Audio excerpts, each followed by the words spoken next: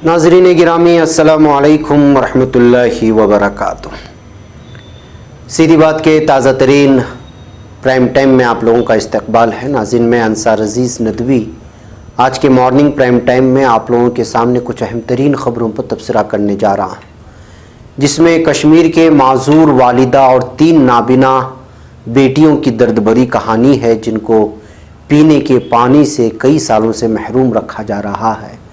इसके अलावा मुत्तहिदा अरब इमारात के वली अहद शेख मोहम्मद बिन ज़ैद अल नहान की एक वीडियो वायरल हो रही है, जो बच्ची से उसके घर जाकर के मुलाकात कर रहे हैं।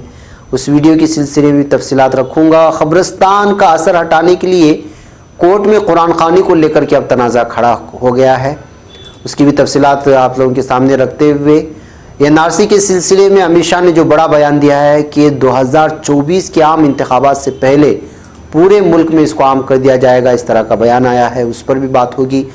और अयोध्या तनाज़े में मुस्लिम फ़रीक के मशहूर वकील राजिद धोन के सिलसिले में उनको हटाए जाने की ख़बरें आती रही। उसके बाद मुस्लिम पर्सनल बोर्ड का भी एक बयान आया और फिर मौलाना अरशद मदनी का बयान आया और इस वाक़े को एक अलग ही रंग देने की कोशिश की गई है।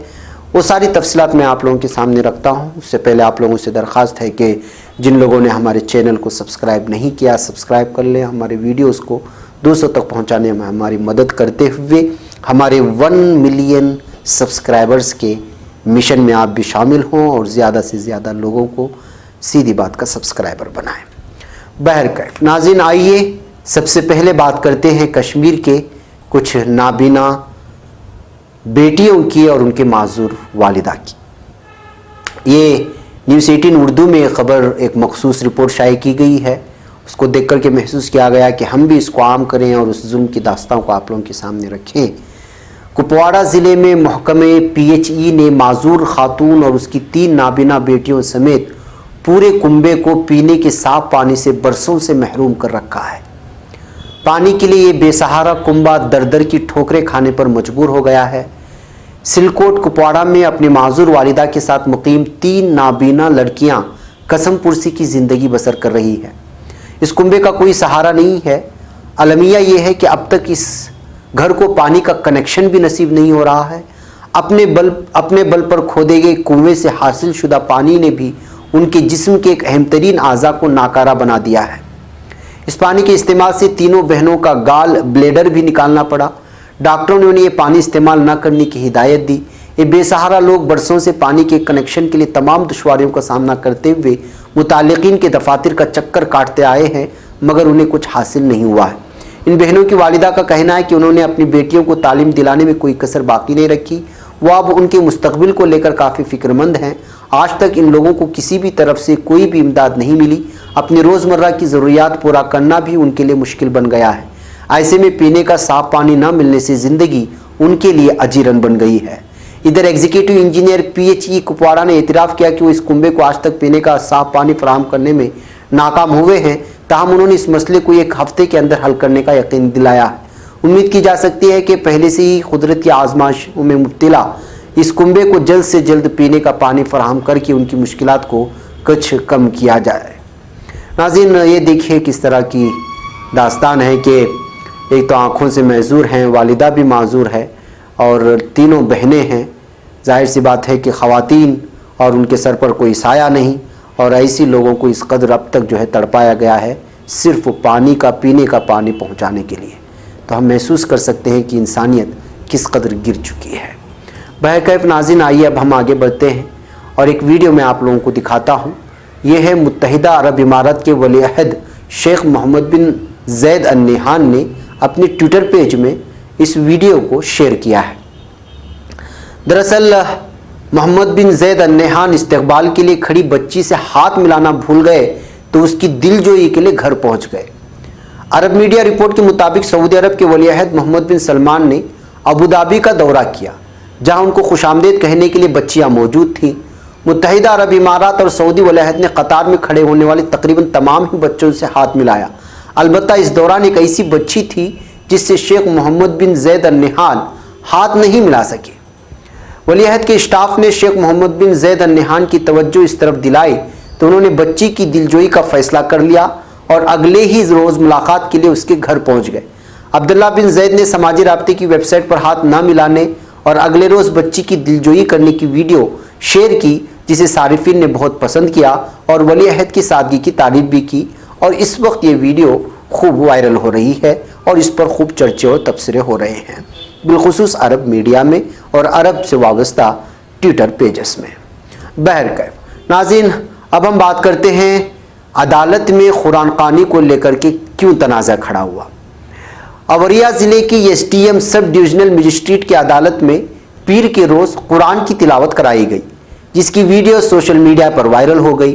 سرکاری عمارت میں ہونے والی اس مذہبی تقریب پر کافی لوگوں نے اعتراض ظاہر کرتے ہوئے کہا کہ عدالت کسی ایک مذہب سے وابستہ نہیں ہے، لہٰذا وہاں کسی خاص مذہب کی عبادت کرنا مناسب نہیں۔ بتایا جاتا ہے کہ عدالت کے سامنے قبرستان موجود ہے اور قرآن خوانی کرانے کا مقصد وہاں سے پڑھنے والے منفی اثرات کو دور کرنا تھا۔ قرآن خوانی کے اس مقصد کو جان کر غیر مسلم ہی نہیں، مسلم طبقے نے بھی اعتراض ظاہر کرتے ہوئے اسے غلط بتایا ہے۔ اطلاعات کے مطابق اوریا کے اجت مل میں واقع تحصیل کمپلیکس میں ایس ڈی ایم کورٹ میں پیر کے روز فرنیچر ڈالنے سے پہلے قرآن خوانی کرائی گئی، جس کی ویڈیو وائرل ہونے کے بعد انتظامی افسران فوری طور پر حرکت میں آ گئے اور ضلع مجسٹریٹ ابھیشیک سنگھ نے اس معاملے کو ایس ٹی ایم کی سپرد کرتے ہوئے جانچ کی ہدایت دی۔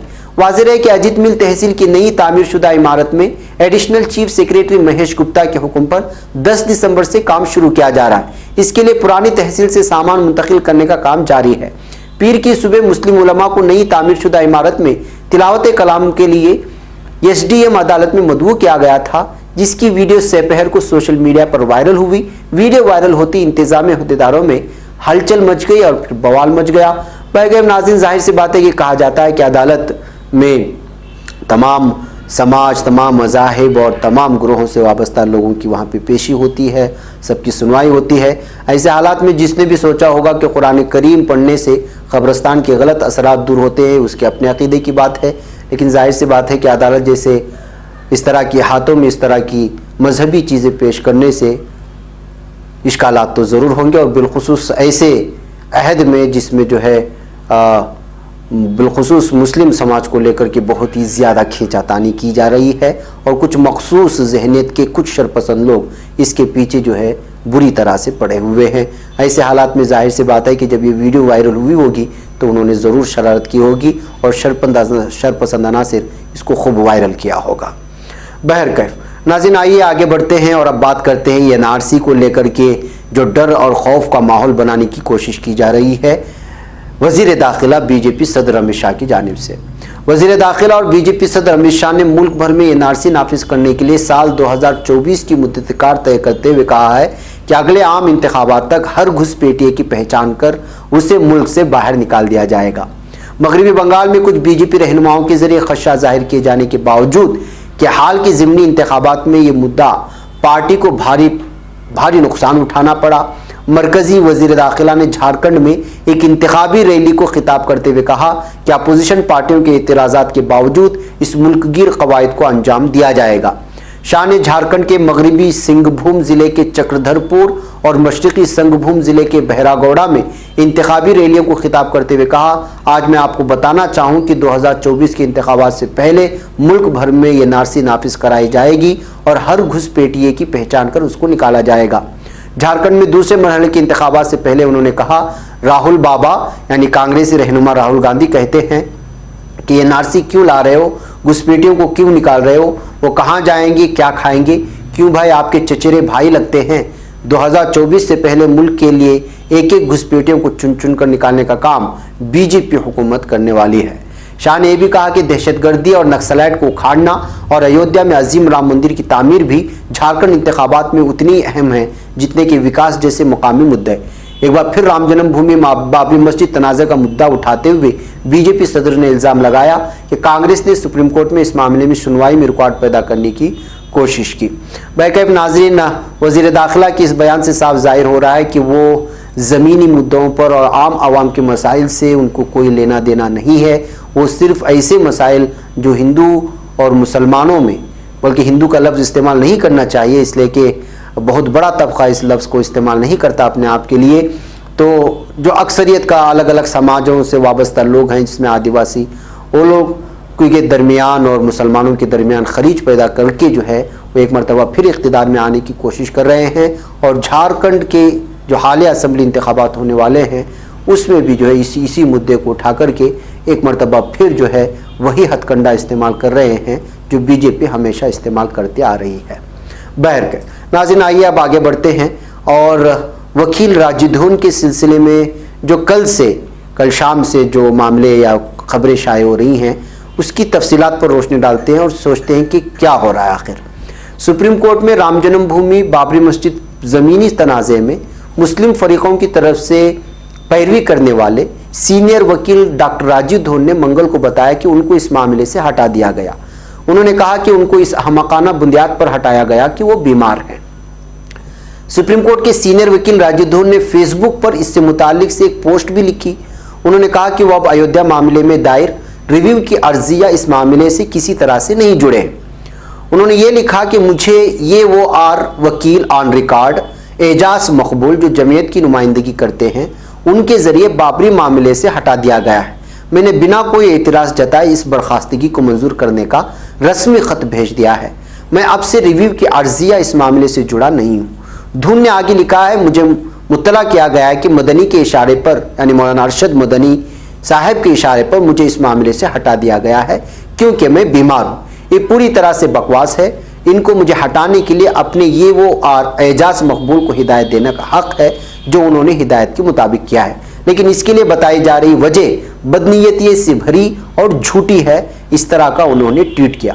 دھون کی سوشل میڈیا پوسٹ آنے کی کچھ دیر بعد اعجاز مقبول نے کہا کہ ایسا کہنا غلط ہے کہ دھون کو ان کی بیماری کی وجہ سے ایودھیا معاملے میں دائر ریویو کی عرضی کے معاملے سے ہٹایا گیا ہے۔ معاملہ بس اتنا ہے کہ میرے موکل جمعیت علماء ہند خود یہ عرضی داخل کرنا چاہتے تھے۔ یہ تھا وہ ساری حقیقت جو سامنے آئی اور ان کو ہٹائے جانے اور اس پر تبصرہ شروع ہوا، اس پر بحثیں شروع ہوئی، سوشل میڈیا پر بوال جب مچا تو اس کے بعد جو ہے مسلم پرسنل لاء بورڈ کا ایک بیان جاری ہوا، اور وہ بیان یہ تھا کہ all India Muslim personal law board کے جنرل سیکریٹری مولانا محمد ولی رحمانی نے ایک پریس بیان میں کہا ہے کہ بابری مسجد ملکیت مقدمے میں سینئر ایڈوکیٹ ڈاکٹر راجیو دھون کی خدمات ناقابل فراموش اور لاسانی ہیں۔ ایک طبقے کی طرف سے ان کی شدید مخالفت کی گئی، انہیں شدید تنقید کا نشانہ بنایا گیا، ان کے خلاف سوشل میڈیا پر اہانت آمیز مہم چلائی گئی، لیکن اس کے باوجود انہوں نے اخلاص، جرأت و بے باکی، حوصلہ و استقامت اور ثابت قدمی کے ساتھ یہ مقدمہ لڑا۔ وہ اپنے موقف پر ڈٹے رہے اور ٹس سے مس نہیں ہوئے۔ مسلم پرسنل لاء بورڈ، پوری ملت اسلامیہ ہندیہ اور ملک کے امن پسند اور انصاف پسند افراد ان کی ان خدمات جلیلہ کے لیے انتہائی ممنون و مشکور ہیں۔ جنرل سیکریٹری بورڈ نے فرمایا کہ مسلم پرسنل لاء بورڈ جس نے بابری مسجد ملکیت مقدمے کے 8 میں سے 7 مقدمات کی پیروی کی تھی نے اپنی مجلس عاملہ میں یہ فیصلہ کیا ہے کہ وہ سپریم کورٹ کے اس فیصلے پر نظر ثانی یعنی ریویو پٹیشن کی درخواست داخل کرے گا۔ اس سلسلے کی تیاریاں مکمل ہو چکی ہیں اور 9 دسمبر سے قبل 4 فریقوں کی طرف سے درخواستیں داخل کر دی جائیں گی۔ حسب معمول یہ سب کام ڈاکٹر راجیو دھون کی سرپرستی و سرکردگی میں انجام پا رہا ہے اور آگے بھی انہی کی سرپرستی میں انجام پائے گا۔ ایڈوکیٹ یوسف حاتم مچھالہ، ایڈوکیٹ ظفر یاب جلانی، ایڈوکیٹ یمار شمشاد، ایڈوکیٹ شکیل احمد سید، ایڈوکیٹ ارشاد احمد، ایڈوکیٹ فضیل احمد ایوبی، ایڈوکیٹ نظام پاشا، ایڈوکیٹ طاہر حکیم اور قابل اعتماد وکلاء کی پوری ٹیم کے ساتھ ریویو پٹیشن میں کام کر رہی ہے اور کرے گی۔ یہ تمام چیزیں مسلم پرسنل لاء بورڈ کی جانب سے جو ہے جب یہ خبریں شائع ہوئی اور سوشل میڈیا پہ راجیو دھون کے سلسلے میں آنے لگی تو یہ ہو گیا۔ پھر شام ڈھلتے ڈھلتے جو ہے یہ خبر بھی آ گئی، مولانا ارشد مدنی صاحب کا بھی بیان آ گیا اور وہاں سے جمعیت علماء ہند کے دفتر سے بھی ایک پریس ریلیز جاری ہوئی۔ جمعیت علماء اس پریس ریلیز میں لکھا گیا تھا، جمعیت علماء ہند کے صدر مولانا سید ارشد مدنی نے ملک کے ممتاز اور سینئر ایڈوکیٹ ڈاکٹر راجیو دھون کے تعلق سے میڈیا میں آ رہی خبروں کی نہ صرف سختی سے تردید کی ہے بلکہ یہ بھی کہا ہے کہ انہیں ہرگز کیس سے الگ نہیں کیا گیا ہے۔ انہوں نے کہا کہ بابری مسجد ملکیت مقدمے میں ایڈوکیٹ اعجاز مقبول جمعیت علماء ہند کی طرف سے ایڈوکیٹ آن ریکارڈ تھے اور ریویو پٹیشن داخل کرنے میں بھی وہی ہمارے ایڈوکیٹ آن ریکارڈ ہیں، لیکن اس سے یہ مطلب اخذ کر لینا کہ ڈاکٹر راجیو دھون کو جمعیت علماء ہند کے کیس سے الگ کر دیا گیا ہے انتہائی نامناسب بات ہے۔ मौलाना मदनी ने कहा कि डॉक्टर राजिद धोन मुल्क के नाम और कानूनदां हैं और बाबरी मस्जिद के मुकदमे में उनकी खिदमत को हम तहसीन की नज़र से देखते हैं। उन्होंने ये भी कहा कि डॉक्टर राजिद धोन ने अपनी तमाम तर मसरूफियात के बावजूद इस मुकदमे को तरजीह और अव्वलियत दी, साथ ही पूरी तैयारी के साथ अदालत में दलाइल पेश किए और इंसाफ पसंदी का अमली मुजाहिरा किया। उन्होंने कहा कि बाबरी मस्जिद मिल्कियत मुकदमे के दौरान उन्हें बाज़ हलकों की जानिब से सख्त ज़हनी अजियत दी गई, यहाँ तक कि उन्हें फ़ोन पर धमकियाँ भी दी गई। कहा गया कि वो इस मुकदमे से हट जाएं, मगर उन्होंने जुर्अत के साथ इन हालात का सामना किया और अपनी जान की परवाह न करते हुए इस मुकदमे में अपनी तमाम तर तजुर्बात और इल्म को बरोए कार लाकर मुसलमानों के दावे को एतबार बख्शा और मजबूती अता की। मौलाना मदनी ने यह भी कहा कि डॉक्टर राजिद धोन सेकुलरिज्म और इंसाफ पसंदी की एक रोशन अलामत बनकर उभरे हैं और अपने पेशे के वक़ार में इजाफा किया है। उन्होंने कहा कि इस मुकदमे में इंसाफ के लिए उन्होंने जो कुछ किया, हम उसका उन्हें कोई सिला नहीं दे सकते, लेकिन समीम क़ल्ब से उनकी खिदमत का इतराफ़ करते हैं।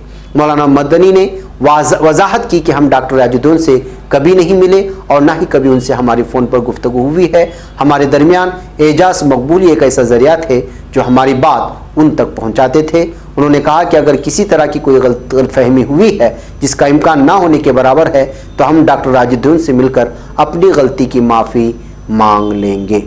तो नाज़रीन, ये थी मौलाना अरशद मदनी साहब का एक लंबा प्रेस रिलीज़ जिसकी कुछ चीज़ें मैं आप लोगों के सामने रखी।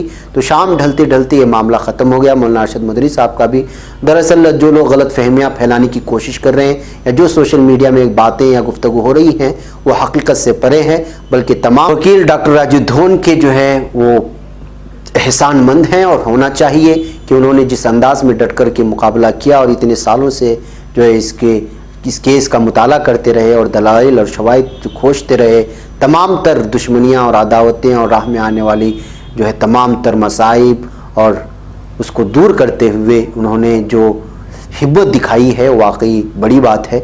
ऐसे हालात में तमाम लोगों को, हिंदुस्तानी मुसलमानों को, बल्कि हर वो आदमी जो इंसाफ पर यकीन रखता है, चाहे वो किसी भी तबका समाज या किसी भी मजहब व मिल्लत से ताल्लुक़ रखता हो, राजुद्दीन की इस हिम्मत को दाद देना चाहिए और उनकी हिम्मत को भी और उनके इंसाफ के तकाजे को लेकर कि जिस अंदाज में उन्होंने इस केस को लड़ा है उसको लेकर के जो है उनका शुक्रगुजार होना चाहिए।